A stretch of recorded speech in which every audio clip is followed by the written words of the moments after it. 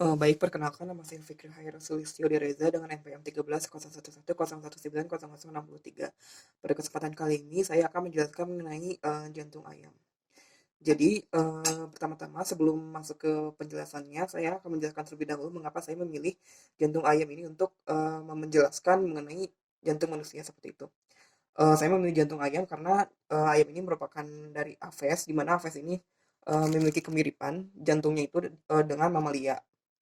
Yaitu kemiripannya adalah dia itu memiliki 4 chamber atau 4 ruangan sama dengan jantung manusia, seperti itu kesamaannya. Nah, lalu saya akan menjelaskan mengenai jantung terlebih dahulu. Jadi, jantung ini merupakan organ muskular atau organ yang terdiri dari otot-otot, di mana fungsinya itu untuk memompa darah ke seluruh tubuh dan juga menerima darah dari seluruh tubuh, seperti itu. Dari lokasinya di tubuh manusia itu, jantung itu dia itu berlokasinya itu di bagian toraks dan condong ke sebelah kiri, seperti itu. Berdekatan atau berlekatan dengan paru-paru sebelah kiri. Lalu jantung ini dia itu di bagian luarnya itu dilindungi oleh perikardium, di mana perikardium itu sendiri untuk melindungi si jantung ini dari bisa melindungi dari friksi dan lain-lainnya. Lalu di bagian dalamnya itu sendiri setelah saya jelaskan sebelumnya, di jantung manusia itu terdapat ada 4 ruangan atau 4 chamber, di mana yang pertama adalah eee, atrium kanan, ada ventrikel kanan, ada juga atrium kiri, dan ada juga ventrikel kiri. Nah, keempat ruangan ini berfungsi untuk mengalirkan darah, atau sebagai jalur darah, seperti itu. Nah, lalu oh ya, sebelum ke perjaluran darah itu sendiri, jantung manusia itu juga memiliki beberapa banyak vessel atau great vessel istilahnya, yaitu ada aorta. Itu aorta merupakan arteri yang paling besar di tubuh manusia, seperti itu. Lalu ada juga inferior vena cava, ada superior vena cava, lalu ada juga pulmonary artery dan juga pulmonary vein, seperti itu. Nah, jalur-jalur peredaran darah pada jantung manusia itu bisa kita awali misalnya dari eee atrium kanan, seperti itu. Jadi, atrium kanan bisa dilihat dari penampang ini ada ruang-ruangan seperti itu. Nah, atrium kanan itu dia itu menerima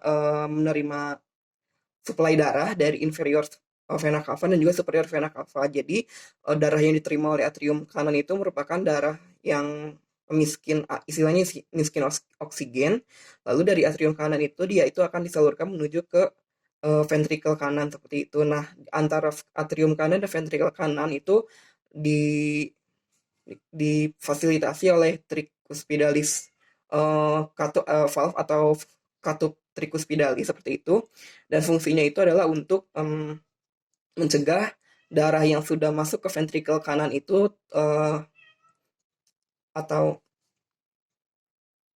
ya untuk mencegah si darah dari yang sudah ada di ventrikel kanan itu masuk ke atrium lagi, seperti itu.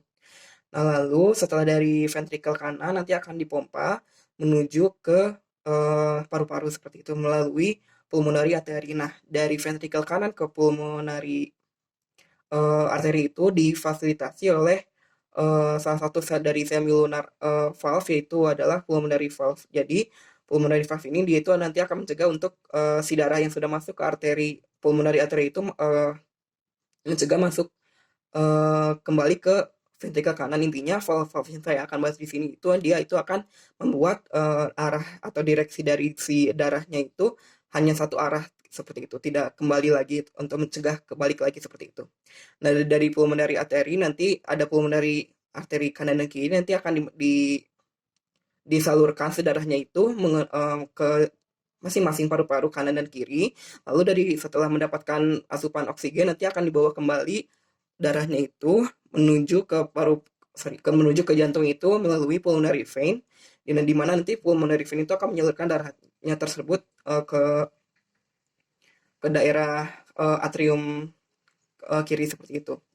Nah, nanti dari atrium kiri akan disalurkan kembali ke ventrikel kiri, seperti itu. Nah, dari antara atrium kiri dan ventrikel kiri itu sendiri, Jadi di bagian tengahnya itu atau di bagian antara kedua bagian itu ada yang namanya bicuspid valve atau katup bicuspid, di mana fungsinya itu sama seperti tadi, yaitu mencegah adanya darah yang kembali menuju ke atrium seperti itu.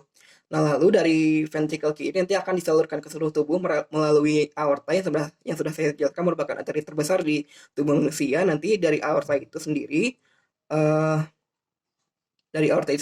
oh ya, dari antara ventricle kiri dan aorta itu ada yang namanya aortic valve, di mana katup ini juga sama seperti fungsinya itu adalah untuk mencegah si darah yang sudah masuk ke aorta itu kembali lagi ke menuju ventricle kirinya seperti itu.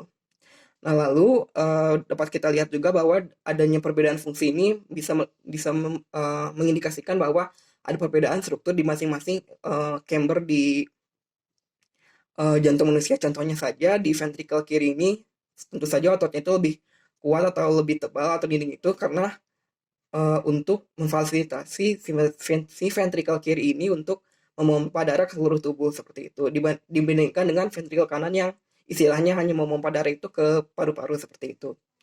Jadi gayanya pun gitu lebih cepat gitu.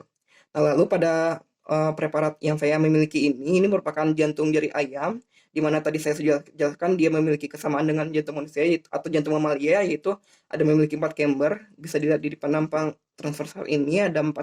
Bila kita bagi itu ada ruangan, ada lubang seperti itu, di mana nanti akan ya, untuk di perbandingan antara jantung manusia dan Aves itu sendiri, salah satu perbedaannya adalah jantung Aves ini dia itu kerjanya itu lebih kuat karena pada Aves ini dia memiliki detak jantung yang lebih cepat dibandingkan dengan manusia seperti itu. Eh, ya intinya, dan juga metabolic rate dari Aves ini lebih tinggi daripada dari mamalia seperti itu. Mungkin sekian dari saya. Terima kasih.